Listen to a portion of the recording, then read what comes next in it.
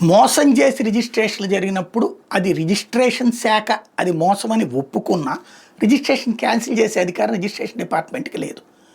చివరికి దాన్ని రిజిస్ట్రేషన్ శాఖ ఇచ్చే లెటర్ పట్టుకుని న్యాయస్థానానికి వెళ్ళి చేసుకోవాలి. ఇది నెలలు కాదు ఏళ్ల తరబడి సాగిపోతుంది. దీని మీదన ఒక అద్భుతమైనటువంటి నిర్ణయం తీసుకుంది బాబు సర్కార్. చాలా మంచి ఆలోచన. అక్రమాస్తుల రిజిస్ట్రేషన్ నిరోధానికి జాతి రిజిస్ట్రేషన్ చట్టం 1908ని సవరిస్తూ అప్పట్లో ఏపీ యాక్ట్ అమెండ్మెంట్ 2023 బిల్లు తీసుకొస్తే 2023 మార్చి 20న శాసనసభ ఆమోదం తెలిపింది. ఇది అప్పట్లో జగన్ సర్కార్ తీసుకొచ్చినటువంటి బిల్లు. 23లో అంటే జగనే ప్రభుత్వం అధికారంలో ఉంది. అప్పుడు తీసుకొచ్చినటువంటి బిల్లు.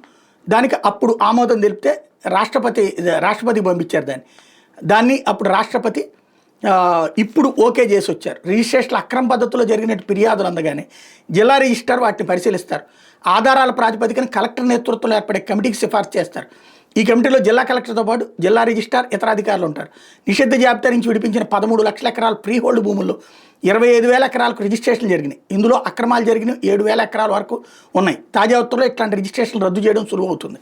నిషిద్ధ జాబితాలో ఉన్న భూములకు రిజిస్ట్రేషన్లు చేసిన, ఒకే ఆస్తికి 2 సార్లు రిజిస్ట్రేషన్లు చేసిన, కోర్టు అటాచ్మెంట్లో ఉన్న వాటికి రిజిస్ట్రేషన్లు చేసిన అలాంటి సబ్ రిజిస్ట్రార్లకు 3 ఏళ్ల వరకు జైలు శిక్ష విధిస్తారు.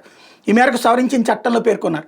విధి నిర్వహణలో సబ్ రిజిస్ట్రార్ వ్యవహరించిన తీరు వల్ల క్రయ విక్రయదారులకు నష్టం వాటిల్లినట్టు రుజువైతే 7 ఏళ్ల వరకు జైలు శిక్ష విధించవచ్చని ఇప్పటికే అమల్లో ఉన్న రిజిస్ట్రేషన్ చట్టంలో పేర్కొన్నారు. బ్రాండెడ్ కంపెనీలతో వ్యాపారం చేసేందుకు కంపెనీలు లేదా వ్యక్తులు చేసుకునే ఒప్పందాల మీద విలువ అనుసరించి స్టాంప్ డ్యూటీ వసూలు అమలు నోటిఫికేషన్ని రెవెన్యూ శాఖ బుధవారం జారీ చేసింది. ఈ నోటిఫికేషన్ అనుసరించి తీసుకునే చర్యలు బుధవారం నుంచి అమల్లోకి వస్తాయని ఉత్తర్వులు రెవెన్యూ శాఖ పేర్కొంది.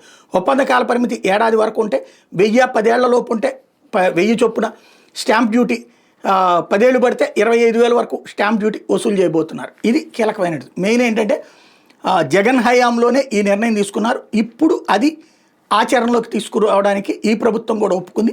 మంచి బిల్లు కాబట్టి బాబు సర్కార్ ఈ విషయంలో భేషజాలకు పోలేదు. అభినందించాలి.